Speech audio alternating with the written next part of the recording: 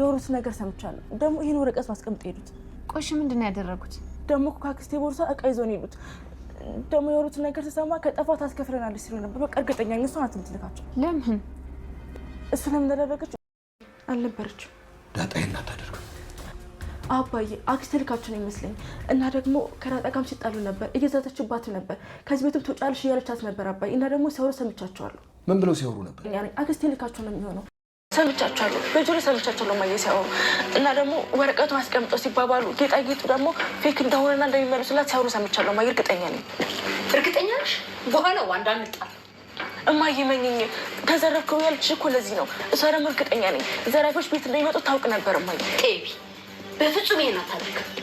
ጨክና መድኃኒት በእኔ ላይ እንደዚህ አታደርግም እማዬ። እርግጠኛ ነኝ። ለምንድን ነው የማታምኚኝ?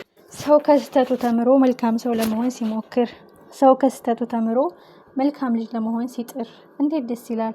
የአቢጌል ለውጥ ያስደሰታችሁ። አቢጌል አይታ እንዳላየ ኦልሬዲ የመጣለት ዳይሬክትሊ አይነ ስውር ሆኖ እነዛ ሌቦችን እንዳላየች ክፍሉን በአይነ ስውር አረማመድ እየተራመደች እንደምትፈልግ አስመስላ እንግዲህ እነሱም እንዳይጎዷት አድርገዋታል። ይሄ ሲስተሟ ወይዘሮ ማርታ የእህቷ ወጥመድና የእህቷ ሴራ እንደሆነ ደርሳበታለች። ጋሽ ደረጀ ለመጨረሻ ጊዜ ከዚህ ቤት መንቅሬ የማወጣበት ሲስተም ፈጥራልኛለች። ይቺ ሴትዮ ስተዋት የምትተወኝ የእህቷን ትዳር ለማፍረስ የቆማ ወገቧን ታጥቃ የተነሳች። ቆይ ከዳጣ ራስ የማትወርደው ስለምንድን ነው? ዳጣ አይደለም ይሄንን ጽሑፍ ልትጽፍ የተጻፈለትን ሜሴጅ እንኳን በትክክል የማታነብ ምስኪን ልጅ ናት። አንድ ተንኮል ብታሴር አንድ ተንኮሉ ያጋልጣታል። እሷን ለማጥመድ የሰራችው ሴራ በጻፈችው ወረቀት እሷ ራሱን እንድትጋልጣት አድርጓል ያለው ጋሽ ደረጀ። ይህ ሁሉ የአቢጌል ውጤት ነው። አቢጌል አባዬ አይነ ስውር መስዬ የሚያደርጉትን ስከታተል የሚያወሩትን ስሰማ ነበረ። ብዙ ነገር ሲያወሩ ሰምቻለሁ። አንድ እቃ ቢጠፋ እኛን ትቆጣናለች፣ ወረቀቱን ደግሞ ሳትረሳ አስቀምጥ ሲሉ ሰምቻለሁ። ከስልኬን ብር ሊሰርቁ ሲሉ አልከፈትላቸው ሲል ነው። ይህ ሁሉ ደግሞ አይነ ስውር መስዬ ዝም ብዬ ድርቅ ብዬ ቁጭ በማለቴ ነው። አባዬ አክስቴ ዳጣን ትጠላታለች። ከዚህ ቤት ለማስወጣት ያንተን ትዳር ለማፍረስ አንተ እንደተናገርካት እንደገና ይቅርታ እንድትላት ተንበርክከህ የሆነ ማስረጃና መረጃ ይዛ አሳማኝ ነገር ይዛ እህቷን ለማሳመን ነው የምትሞክረው። በእርግጠኝነት የአክስቴ ሴራ ነው። እናንተን ቀኑን ሙሉ በአመመኝ ምክንያት ወጥራችሁና ይዛችሁ አለቻችሁ። ቤት ማንም የለም ሴቶችና ህጻናቶች ስለሆኑ ያን ያህል አይጠነቀቁም በሚል ሀሳብ ነው።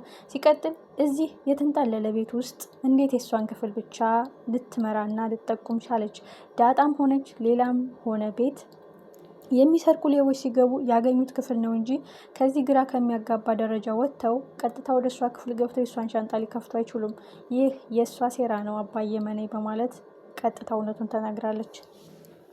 ሰላም የተከበራችሁ ውድ ቤተሰቦች፣ የተወዳጁ ዳጣ ተከታታዮች፣ በጣም የሚገርም ነበር የዛሬው ፓርት። ወይዘሮ ማርታ የእህቷን ተንኮል በግልጽ የምታይበት፣ ጋሽ ደረጀ ደግሞ ከልክ በላይ ታግሻታለሁ ብላ በእንደዚህ ያለ ተንኮል መጣችብኝ። ከዚህ ሁሉ ለምን እውነቱን አትናገርም? ይህ ሁሉ ዙሪያ ጥምጥም ማስኬድ ለምን አስፈለገ? በማለት ማረጃና ማስረጃውን ፊት ለፊት የሚጋፈጡበት ወቅት ደርሷል። ዳጣ በእኔ ምክንያት እዚህ ቤት ችግር ከመፈጠር ወደኋላ አይልም። አክስትሽም ቢሆን እኔን ስለምትጠላኝ ነው። ግድ የለም እኔ ከዚህ ቤት እወጣላታለሁ። አባቴን ሁልጊዜ ከምታቃጥለው፣ በአሽሙር ሁልጊዜ ከምታሸማቅቀው እኔ ከዚህ ቤት ርቃለሁ። አቢጌል እንደ እህትነት እያሰብሽ እንደ አባትነት የአባትሽን ደግሞ ገበና እየሸፈንሽ እዚህ ስለቆምሽ እጅግ አመሰግናለሁኝ። እኔ ቃል የለኝም አንቺን ላመሰግንሽ። ስለዚህ መልካምነትሽን እግዚአብሔር ይክፈልሽ። ደግሞ በትክክል ለውጥሽን እያየው ነው። ትዕግስት እያበጀሽ ነው። ዳይሬክትሊ ሰዎች ጋር ቶሎ አትጋፈጭም። ደጋግመሽ ማስተዋል እየጀመርሽ ነው። ይህ ደግሞ እነዚህ አጋቾች እንዳይጎዱሽ አድርገሻል። ዳይሬክትሊ የመጣልሽ አይነ ስውርነት ድራማሽ ተሳክቶልሻል ብላታለሽ ዳጣ። ወይዘሮ መድኃኒት የውሸቷ ውሸት በህልሜ ስሰረቃየው ጌጣጌጦቼ ምናምን ይባላል። ጥንቁቅ ያለ ሌባ ምን ተቀነባብሮ ቢሰርቅ እንኳን አንድ ስህተት አይጠፋም። ይቺ ቀጣፊ እህት ተብዬዋ ታዲያ እንዴት አንቺ ምን አይነት ጻድቅ ብትሆኝ ነው በህልምሽ እቃሽ ሲሰረቅ ያየሽው የሚለው ዳይሬክትሊ የሰራችው ድራማ እንደሆነ ማረጋገጫ ነው። ሌላው እንዴት አንድ ሌባ በጥቆማ የተላከለትን ወረቀት እንዴት አንድ ክፍል ጥሎ ይሄዳል የሚለው ሌላው ማረጋገጫ ነው። ጥለው ሳይሆን በትክክል ኮሜዲ ነው ላይ ያስቀምጠው እንሄዱ ትላለች አቢጌል። ሌላው ደስ የሚለው ነገር አቢጌል ለዳጣ እየደገፈች ነው። አባዬ ምንም ቢሆን አንተ ከአክስቴ ጋር እንድትጋጭና እማዬ ጋር ሰላም እንድታጡ አልፈልግም። ይህ ሁሉ የአክስቴ ድራማ ነው። አቢጌል ዳጣን ከዚህ ቤት እንድታስወጣት ትፈልጋለች አክስቴ። ለዚህም መረጃና ማስረጃ ጌጣጌጦች የተሰረቁ በማለት ዳጣን ከእናቴ ጋር አጣልታ እናቴ ዳጣን በደንብ እንድትጠላትና ከዚህ ቤት ትውጣልኝ እንድትል የሰራችው ድራማ ነው ትላለች። ጋሽ ደረጀም ግድ የለም በዘረጋችው ወጥመድ መልሳ እንድትወድቅና የነከሰችውን እጅ መልሳ እንድትተፋው አደርጋታለሁ። ግድ የለም አውቀሽ እንዳላወቅሽ ዝም በይ ብሏታል።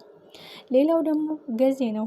ገዜ እንግዲህ በጠራራ ፀሐይ ጋኔል ወይም አንድ ስም አይጠሬው መታኝ እንደዚህ አረገኝ እያለም ነበረ።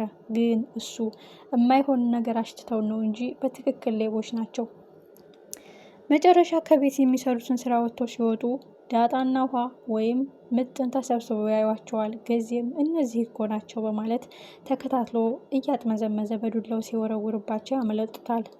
ታዲያ ከዚህ በላይ ምን አይነት ቅንብር አለ? እናንተ እንደሌላችሁ አውቀው ናታን ትምህርት ቤት እንደሆነ አውቀው እኛ ሴቶች እንደሆን ብቻችን አውቀው ይህ ደግሞ የተጠናና ያወቀ የውስጥ አዋቂ ሰው ነው የላካቸው። በትክክል አክስቴ ናት ትላለች አቢጌል።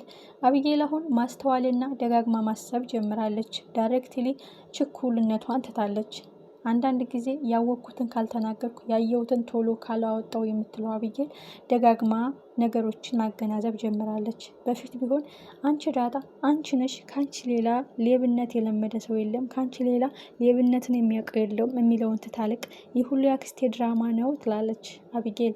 ለዚህም ብልጥና ብልጣ ብልጥ ተጫውታባቸዋለች። አይነ ስውር በመምሰል እንዳይጎዷትና ግብ ግብ እንዳይፈጥሯት ወይም አፍነው እንዳይወስዷት ያደረገችው እርምጃ ጥሩ ኢንፎርሜሽን እንድሰበስብ አድርጓታል። አባዬ እማዬ እንዳልነግራት ትናደዳለች ብዬ ነው የማውቀው ልንገርህ። ወረቀቱን ራሳቸው ናቸው ያስቀመጡት። ይህም የአክስቴ ድራማ ነው። አንድ ዕቃ ቢጠፋ እሷ ታስከፍለናለች እያለ ነው። እንደገና የተስማማንበትን ብርም አሰጠንም። ስለዚህ መጠንቀቅ አለብን። ደግሞ የወጻፈችውን ወረቀት አስቀምጥ ሲሉም ሰምቻለሁ። የኔን ስልክንም ሲነካኩ ነበረ። ደግሞ የተጠናና የተቀነባበረ ነገር ስለሆነ ነው እንጂ እንዴት ከዚህ ሁሉ ክፍል የእሷ ክፍል መርጠው ወደ እሷ ክፍል ይሄዳሉ? እጅግ የተቀነባበረና ጥንቅቅ ያለ ዝርፊያ ቢሆንም አንዳንድ ስህተቶቻቸው በትክክል ወደ ወይዘሮ መድኃኒት እንዲጠቁም አድርጎታል። ይህ እውነታ እስከሚጋለጥና እስከሚረጋገጥ ለጊዜው ግን ዳጣ ተጎጂ ናት።